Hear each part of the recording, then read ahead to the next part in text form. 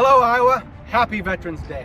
I'm Captain Quentin James, Commanding Officer of the USS Iowa, and I'm delighted to have the honor of speaking to you today in recognition of the many men and women who have served our nation's military and have earned the title of veteran. Veterans Day is observed on November 11th and was originally known as Armistice Day. It celebrates the anniversary of the end of World War I, formally on the 11th hour of the 11th day of the 11th month of 1918, when the Armistice of Germany went into effect. Armistice Day was renamed Veterans Day in 1954. What sets the United States of America apart from other countries is our collective belief that the only thing more valuable than life is freedom. And across this nation, no group personifies this conviction more so than our military veterans. Their willingness to sacrifice their bodies, minds, and in many cases their lives in order to protect this ideal has made it possible for the rest of America to carry out relatively safe lives, free from the struggle for free expression that so many people across the globe encounter every day. We are free to speak out, free to believe, free to pursue, and free to dream. There is no limit to our success, and our failures only live for long as we allow them. As Americans, it is important to acknowledge that this policy of freedom, which we understand to be intrinsic to our existence, is not. Let us remember that the military veterans across the nation have underwritten this policy with their blood, sweat, and tears. Let these brave men and women know that their sacrifice is well understood and that we are eternally grateful for them. Iowans especially know this sacrifice all too well. Currently, over 178,000 Iowans are U.S. military veterans, about 8% of the state's population. Of those, 26,000 receive monthly VA compensation for disabilities related to their service to our nation. Over 800 soldiers and airmen currently serve in the Iowa National Guard. 248 Iowans in active duty service are currently serving their nation at home and abroad. During World War II, 262,638 Iowans served and 8,398 were killed in combat or prison camps or deemed missing in action. Of the 115,000 Iowans who served during the Vietnam War, 6,000 were wounded, and some 855 paid the ultimate sacrifice.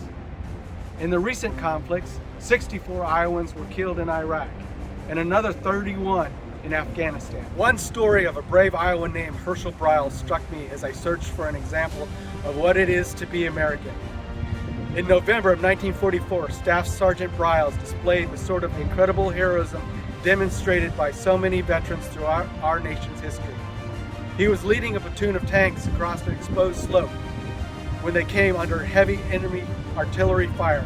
A direct hit was scored on one of the vehicles, killing one man, seriously wounding others, and setting the tank afire. Staff Sergeant Briles left the cover of his own armor and rescued the men in the burning tank. The next day, he observed hostile infantrymen advancing on his unit. With his machine gun, he poured such deadly fire into the enemy that the entire unit of 55 Germans surrendered. If that was not enough, later that day, a concealed enemy tank struck one of his tanks. He jumped into action and evacuated 2 wounded under heavy fire and put out the fire amongst the exploding ammunition. Sergeant Briles was perfectly American that day. His disregard for his personal safety in order to save the lives of his wounded comrades, he devastated the enemy, forcing the surrender of 55 Germans. His actions that day would play a small part in a major American victory and would ultimately result in him earning the Medal of Honor. Americans have always been capable of limitless heroism in battle because they are not fighting for their leaders or politicians. They are fighting for American ideals, for freedom. They are fighting for the hope that tomorrow will bring a better place for their children than yesterday, with the belief that their heroism plays a vital role in our collective success. Today, we pay homage to all those who who over the many decades have answered the call for justice, the call for emancipation, the call for liberation, the call for defend those who cannot defend themselves. These men and women who have given part or all of themselves for our nation's cause have done so with the understanding that their efforts would come with minimal reward and maximal risk.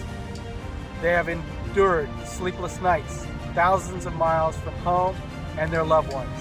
They have exchanged their precious moments with family in order to secure our rights to the same. The birth of a child, holidays with family, weddings, funerals, the list is limitless. They have watched their children grow up in photographs so that we can live in a land of opportunity. As President Reagan said of those who paid the ultimate sacrifice for our nation, we see them as something like the founding fathers, grave and gray-haired, but most of them were boys when they died. They gave up two lives, the one they were living and the one that they would have lived.